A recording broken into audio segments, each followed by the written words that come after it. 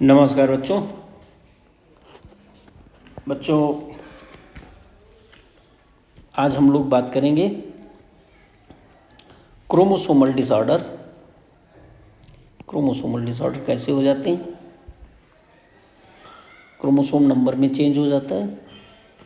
बच्चों आपको मालूम है कि total number of chromosome in human कितने होते हैं? 46, जिनको आप 23 पेयर कहते हो। पेयर इसलिए कहना ज़रूरी है क्योंकि जो क्रोमोसोम है 46, उसमें से 23 पेयर में से एक ये मदर का होता है मैटरनल और एक ये फादर से आता है पैटर्नल, और इसी पेयर को कहते हैं homologous pair, homologous chromosome.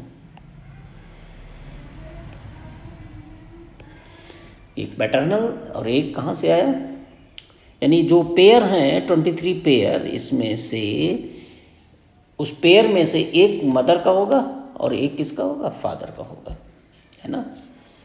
Chromosome हमारे पास जो रहते हैं वो मदर और फादर के रहते हैं। ये देखो अब क्या है कि जो 23 पेयर हैं इसमें से अगर आप डिवाइड करो तो 22 पेयर इनको आप ऑटोसोम कहते हो, और जो एक पेयर होता है उसको क्या कहते हो आप? सेक्स क्रोमोसोम कहते हो। सेक्स क्रोमोसोम फीमेल में XX और मेल में XY रहता है, ये मालूम है आपको। अब देखो प्लाइडी क्या होता है। प्लाइडी को हम दो पार्ट में डिवाइड करेंगे। एक तो होता है यूप्लाइडी और एक होती है एनोप्लाइडी। पहले हम बात कर ले यूप्लाइडी। यू का मतलब होता है, देखो यू का मतलब होता है ट्रू।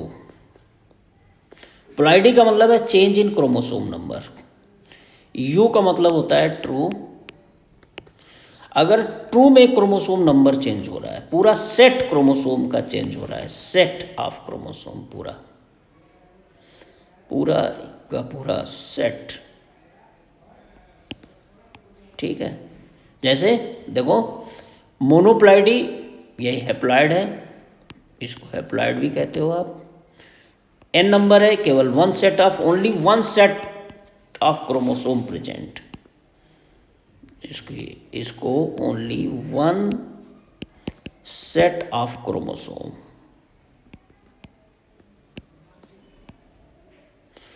क्रोमोसोम प्रेजेंट तो हैप्लॉइड, दोनों सेट हैं तो डिप्लॉइड। अगर यही 3n है तो इसको कहते हैं ट्रिप्लॉइड,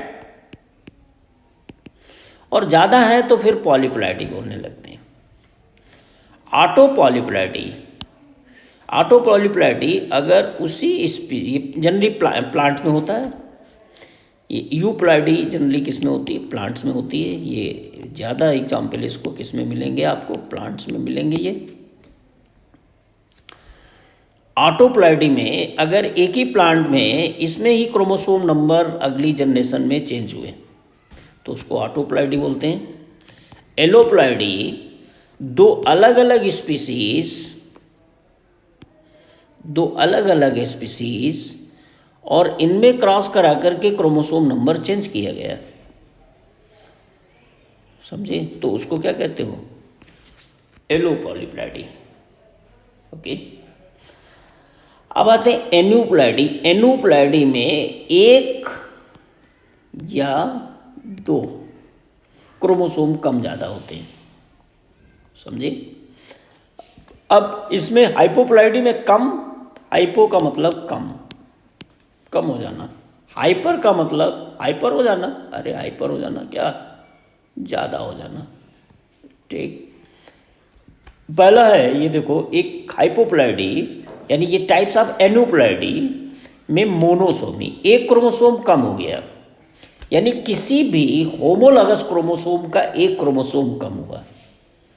किसी भी होमोलॉगस क्रोमोसोम का एक क्रोमोसोम कम हुआ तो मोनोसोमी बोलेंगे, समझे? नल्ली सोमी में 2 क्रोमोसोम यानी पूरा होमोलॉगस, इसमें ध्यान रखिएगा only 1 chromosome chromosome of homologous chromosome, homologous pair, यानी only one chromosome of homologous pair इसमें रहेंगे, ठीक। और इसमें दोनों होमोलॉगस पेयर नहीं होगा, पूरा होमोलॉगस पेयर नहीं है। Loss of homologous pair, loss of homologous pair, ये ध्यान रखिए, बहुत पूछा जाता है।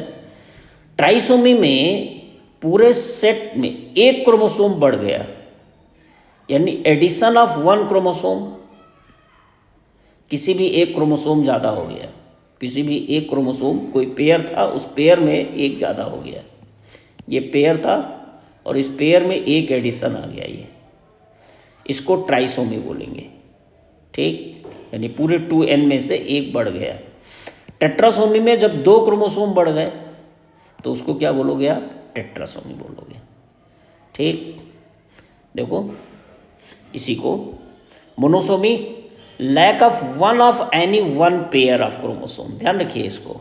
मोनोसोमी में lack of only one any one pair of chromosome, only one chromosome of homologous pair is present, ध्यान रखिएगा इसको। Only that is lack one of any, ध्यान रखिए सेंटेंस, ध्यान रखिए, lack of one of any one pair, lack one of any one pair, sentence ध्यान रखो, ये सेंटेंस ध्यान रखो इसको, lack one of any one pair, lack one of any one pair, देख रहे हो। Trisomy, inclusion of an additional copy of chromosome, किसी एक की एडिशनल कॉपी हो गई। एनुप्लॉइडी, ये एनुप्लॉइडी, एनुप्लॉइडी में एनुप्लॉइडी, यही एनुप्लॉइडी, ये एनुप्लॉइडी, एनुप्लॉइडी में लॉस और gain of chromosome due to failure of segregation of chromatic during cell division, में सेग्रीगेशन फेल हो गया तब ये होता है। सेग्रीगेशन फेल हो जाने से, सेग्रीगेशन फेल हो जाने से कैसे होगा? देखो ये क्रोमोसोम जो सेग्रीगेट हुए, ये सेग्रीगेट हो रहे हैं, ठीक। मैं थोड़ा बड़ा बनाता हूँ, बात समझ में आएगी। मैं देखो इसको मैं बड़ा करता हूँ, ठीक है। ये एक क्रोमोसोम को, एक ही क्रोमोसोम लेकर चल रहा हूँ, देखो ये कंडीशन, दो क्रोमोसोम लेता हूँ, ठीक है। ये थी कंडीशन, ये नॉर्मल सेग्रीगेशन हुआ, ये नॉर्मल कंडीशन में हुआ, ये नॉर्मल कंडीशन। अब एबनॉर्मल कंडीशन क्या हो सकती है? देखो एबनॉर्मल कंडीशन ये हो सकती है कि सेग्रीगेशन हुआ और एक ही तरफ दोनों ये क्रोमोसोम, इधर ये भी आ गया, ये भी आ गया, इधर वाली सेल में नहीं गए, ये दोनों क्रोमोसोम इधर चले गए। तो जो सेल बनेगी, जो गैमीट बनेगा, उसमें एक क्रोमोसोम ये पेयर क्या होगा? ज़्यादा हो जाएगा ना। क्यों भाई, समझ रहे हो बात कि नहीं? इसका तो ठीक है, चलो सेग्रीगेशन ठीक हुआ है ना, और इसमें क्या हुआ कि ये एक ही तरफ चला गया, तभी बोला है कि दैट इज लॉस और गेन ऑफ वन क्रोमोसोम। अब ये सेल जो बनेगी, ये सेल जो बनेगी, ये सेल बनेगी, इसमें एक क्रोमोसोम ज़्यादा होगा, और इधर वाली जो सेल बनेगी इसमें एक क्रोमोसोम कम हो जाएगा। समझ रहे हैं? ये बात होती है। कॉज ड्यू टू क्यों हुआ? Down syndrome. अब देखिए एक एक सिंड्रोम की बात करें। डाउन सिंड्रोम क्यों होता है कि ट्राइसोमी ऑफ 21st। क्यों 21st बोला? क्योंकि जो 21st क्रोमोसोम की टोटल 44 है ऑटोसोम में, है ना, तो 44th क्रोमोसोम, उसमें एक क्रोमोसोम ज़्यादा है। क्यों? इसकी ये इम्पॉर्टेंट, बहुत इम्पॉर्टेंट है। अफेक्टेड इंडिविजुअल है, इनका शॉर्ट स्टेचर रहता है, small rounded head, furrow tongue, partial open mouth, palm creases, palm creases हथेली में गहरी धारी होती है, बीच में बहुत गहरी धारी। हम लोगों की हथेली में देखो तो पतली पतली लाइनें जैसी दिखती हैं, उसमें बहुत गहरी धारी होती है, मोटा मोती हाथ। Congenital heart disease and mental retardation down syndrome के सिम्टम्स हैं। ठीक, ये जो डाउन सिंड्रोम है ये ऑटोसोम में एबनॉर्मलिटी की वजह से होता है। और इसके ऑटोसोम में कुछ और एग्जाम्पल जो ऑटोसोम के हैं उसमें से एक है एग्जाम्पल एडवर्ड सिंड्रोम। पूछा नहीं जाएगा, पूछा आपके नीट एग्जाम में केवल डाउन सिंड्रोम जाएगा, बस आपको बता देना है और इसको याद भी नहीं करना, ये पूछा भी नहीं जाएगा। एडवर्ड सिंड्रोम होता है, पहले ये क्वेश्चन आता था, बिल्कुल नहीं आता है। एडवर्ड सिंड्रोम ये ट्राइसोमी हो गई 18th क्रोमोसोम में, समझे। एक और सिंड्रोम होता है जिसका नाम है पटाउ, बहुत रेयर है ये सिंड्रोम, पटाउ सिंड्रोम। सिंड्रोम का मतलब ही होता है बहुत सारे कैरेक्टर का कलेक्शन। ये 13th क्रोमोसोम में ट्राइसोमी की वजह से होता है। दोनों ही पूछे नहीं जाएंगे, पूछा केवल जाएगा कौन, डाउन सिंड्रोम 21st, ट्राइसोमी इन 21st, ट्राइसोमी इन 21st। अगला है जो सेक्स क्रोमोसोम में एबनॉर्मलिटी की वजह से होते हैं, और वो है, पहला है क्लाइनफिल्टर सिंड्रोम। इसमें क्या होता है कि Klinefelter syndrome additional copy of X chromosome, एक एक्स क्रोमोसोम की एडिशनल कॉपी होती है, और उसके पास क्या हो गया, क्रोमोसोम क्या हो गया, XXY हो गया। टोटल अगर क्रोमोसोम देखो तो 44 प्लस XXY, तो टोटल हो गए 44, 45, 46, 47, तो इनका टोटल करो तो कितना आएगा 47, इसलिए 47 टोटल बोलेंगे। एडिशनल कॉपी कहाँ हुई, एक्स क्रोमोसोम की एक एडिशनल कॉपी है ये एक्स क्रोमोसोम किसी एक को, तो ये एक एक्स क्रोमोसोम की एडिशनल कॉपी है, समझे। यानी जो ओवम फर्टिलाइज किया होगा, इसको ध्यान रखिए, ये तो स्पर्म से आया होगा, ये कहाँ से आया होगा इसका, अगर इसको देखें कि कैसे ट्रांसमिशन हुआ होगा, तो इसमें XXY में ये तो आया होगा कहाँ से, फ्रॉम स्पर्म से आया होगा, और ये दोनों क्रोमोसोम इनका डिसजंक्शन नहीं हुआ, इसीलिए डिसजंक्शन हो गया, है ना, अलग अलग सेपरेट नहीं हुए। जो ये सेपरेट नहीं हुए तो ये ओवम से आए होंगे, ये कहाँ से आए होंगे, फ्रॉम ओवम। यानी ये ओवम जो रहा होगा उसके पास 2 एक्स रहे होंगे, और स्पर्म जो रहा होगा वो वाई रहा होगा, समझे। यानी Y bearing sperm fertilize to ovum, अगर Y bearing sperm fertilize to ovum, ये ओवम है, XX वाला ओवम है, तो ये क्लाइनफिल्टर सिंड्रोम हो जाएगा, समझ रहे हो बेटा। तो इसको ये बोलना है trisomy of X chromosome in male या female, trisomy of X chromosome in male, समझ रहे हैं।